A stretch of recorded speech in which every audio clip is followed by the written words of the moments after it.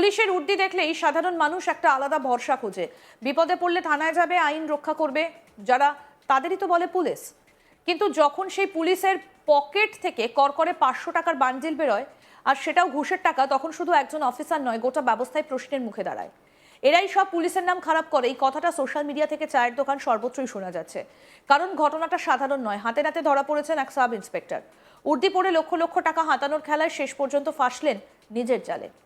এই ঘটনা ঘটেছে ছত্তিশগড়ের কোরিয়া জেলায় রায়পুরের তেলিবান্ধা থানা এলাকায় এবং সংশ্লিষ্ট বাজরাপুরি পুলিশ চৌকিতে। অভিযুক্ত সাব ইন্সপেক্টর আব্দুল মুনাফ এবং তার সহযোগী এএসআই জিপি যাদব বা গুরুপ্রসাদ যাদবকে অ্যান্টি করাপশন ব্যুরো বা দুর্নীতি দমন শাখা হাতে নাতে গ্রেফতার করেছে। কিন্তু এই ঘটনা শুধু 25,000 টাকা ঘুষের নয়, পেছনে আছে একটা ঘটনা। আসুন আগে আপনাদের সেই ভিডিওটা দেখাই, দেখুন।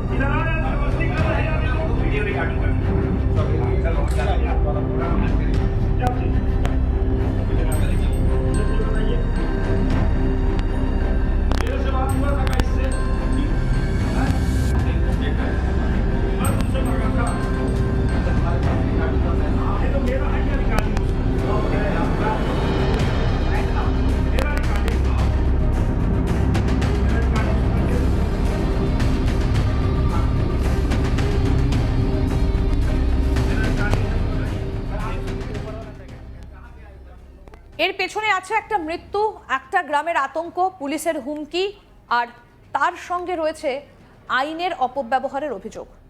এবার আপনাদের বলি গ্রামটার নাম, গ্রাম কদমবাহুরা, সাধারণ একটা গ্রাম। সেখানে বাড়ি তৈরি করছিলেন সত্যেন্দ্র প্রজাপতি। বাড়ি বানানোর জন্য ইট তৈরির উদ্দেশ্যে মাটি খোঁড়া হয়েছিল। সেই গর্তে বৃষ্টির জল জমে যায়। দুঃখজনকভাবে সেই জল ভরা গর্তেই ডুবে মৃত্যু হয় সন্তানের। মৃত সন্তান ছিল মোহিত কুমার ঘাসিয়ার ছেলে, যিনি ওই জমিতে ইট তৈরির কাজ করছিলেন। একটা দুর্ঘটনা যা গ্রামে শোকের ছায়া ফেলেছিল। এখান থেকেই শুরু হয় আরেকটা অধ্যায়। অভিযোগ, বাজরাপুরি চৌকির incharge sub inspector Abdul Munaf এই ঘটনাকে দুর্ঘটনা হিসেবে না দেখে হত্যার মামলা বানানোর হুমকি দেন। তিনি নাকি জমির মালিক সত্যেন্দ্র প্রজাপতিকে বলেন এই মামলায় তাকে জেলে পাঠানো হবে, আর সেই মর্গ তদন্ত অর্থাৎ মৃত্যুর প্রাথমিক তদন্তকে ফৌজদারি মামলায় রূপান্তর না করতে চাইলে দিতে হবে 50,000 টাকা। এখানেই ওঠে বড় প্রশ্ন, একজন পুলিশ অফিসার কি তদন্তকে নিজের ইচ্ছে মতো ঘোরাতে পারেন? আইন কি ব্যক্তিগত দর কষাকষির হাতিয়ার?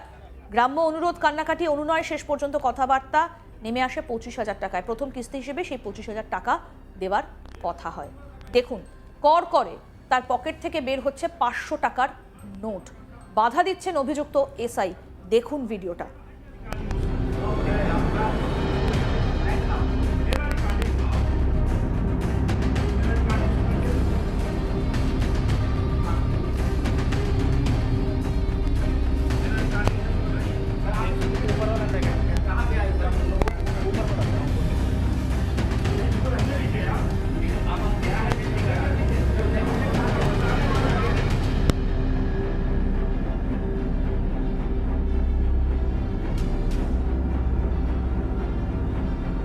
কিন্তু সত্যেন্দ্র প্রজাপতি চুপ করে থাকেননি। তিনি সরাসরি অভিযোগ জানান অম্বিকাপুর অ্যান্টি করাপশন ব্যুরোর কাছে।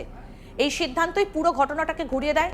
এসিবি অভিযোগের সত্যতা যাচাই করে, তারপর পরিকল্পনা করে ট্র্যাপ। অভিযোগকারীকে দেওয়া হয় কেমিক্যাল লাগানো 25,000 টাকা। মঙ্গলবার দুপুরে অভিযোগকারী টাকা নিয়ে যান চৌকিতে, ঠিক যেমন পরিকল্পনা ছিল। সাব ইন্সপেক্টর আব্দুল মুনাফ টাকা নেন। সংকেত মেলা মাত্রই চৌকিতে ঢুকে পড়ে এসিবির দল। হাতে নাতে ধরা পড়েন পুলিশ অফিসার। তার পকেট থেকে উদ্ধার হয়েছে ঘুষের টাকা। একেবারে যেন সিনেমার দৃশ্য, কিন্তু বাস্তবে। ঘটনার সময় চৌকিতে কর্মরত এসআই জিপি যাদব পালিয়ে যান। পরে বিশেষ তল্লাশি অভিযানে তাকে সুরজপুর জেলা থেকে ধরা হয়। দুজনকেই নিয়ে যাওয়া হয় বৈকুণ্ঠপুরে। দুর্নীতি দমন আইনের 7 এবং 12 নম্বর ধারায় মামলা রুজু করা হয়েছে। এখন প্রশ্ন উঠেছে, এই ধরনের ঘুষের ঘটনা কি একক, নাকি সিস্টেমের গভীরে কোথাও সমস্যা আছে? একজন সাব ইন্সপেক্টর কি নিজের মতো করে এমন সিদ্ধান্ত নিতে পারেন, তার উপর অফিসাররা কিছু জানতেন না?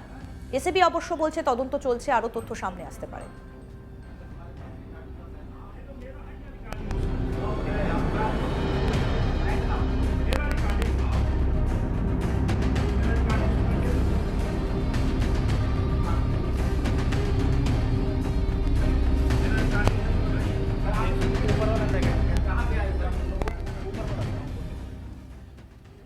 একটা মৃত্যু যা হওয়া উচিত ছিল মানবিক সহানুভূতি এবং স্বচ্ছ তদন্তের বিষয়, সেটাই হয়ে গেল ঘুষের দরাদরি। এখানেই পুলিশের প্রতি সাধারণ মানুষের আস্থা ভেঙে পড়ে। পুলিশ মানে নিরাপত্তা, কিন্তু যদি পুলিশে ভয় দেখিয়ে টাকা তোলে তাহলে মানুষ যাবে কোথায়? এই ঘটনা একটা ইতিবাচক দিকও আছে। অভিযোগকারী সাহস করে এসিবির কাছে গিয়েছেন, এসিবি দ্রুত পদক্ষেপ করেছে। এতে একটা বার্তা যায়, সব পুলিশ খারাপ নয়, সিস্টেমের ভেতরেও সৎ অংশ আছে যারা দুর্নীতির বিরুদ্ধে লড়ছে। দুর্নীতি নিবারণ আইন রয়েছে, কিন্তু বাস্তবে দুর্নীতি পুরোপুরি থামেনি। কারণ শাস্তির প্রক্রিয়া দীর্ঘ, সাক্ষ্য প্রমাণ জোগাড় কঠিন, অনেক ক্ষেত্রে রাজনৈতিক প্রভাব, সাধারণ মানুষের ভয়। এই ক্ষেত্রে প্রমাণ ছিল হাতে নাতে, তাই দ্রুত গ্রেফতার সম্ভব হয়েছে।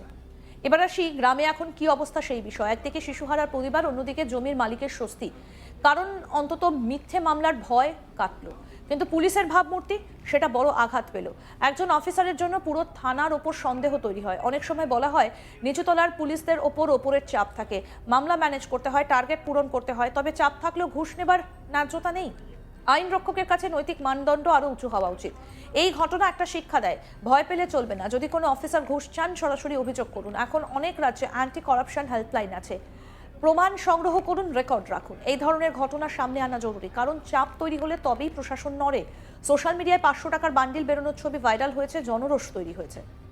একজন সাব ইন্সপেক্টর গ্রেফতার, এটাই শেষ কথা নয়। এই ঘটনার পর থানার সংস্কৃতি কি বদলাবে? তদন্ত প্রক্রিয়া কি আরো স্বচ্ছ হবে? পুলিশের প্রশিক্ষণে নৈতিকতার ওপর জোর বাড়বে। দুর্নীতি রুখতে শুধু আইন নয়, দরকার মানসিকতার বদল।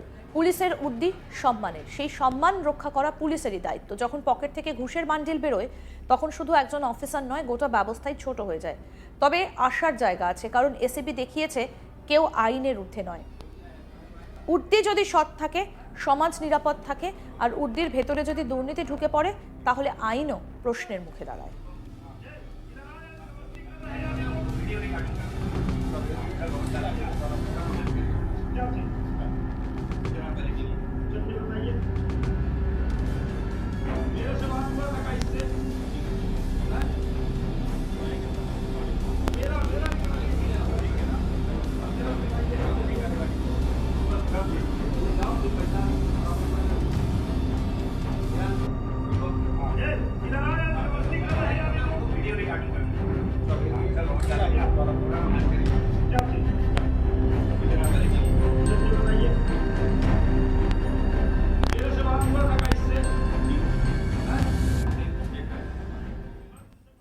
আরো আপডেট পেতে দেখতে থাকুন আজ তক বাংলা। সাবস্ক্রাইব করুন, নোটিফিকেশন পেতে বেল বাটন অপশন প্রেস করুন।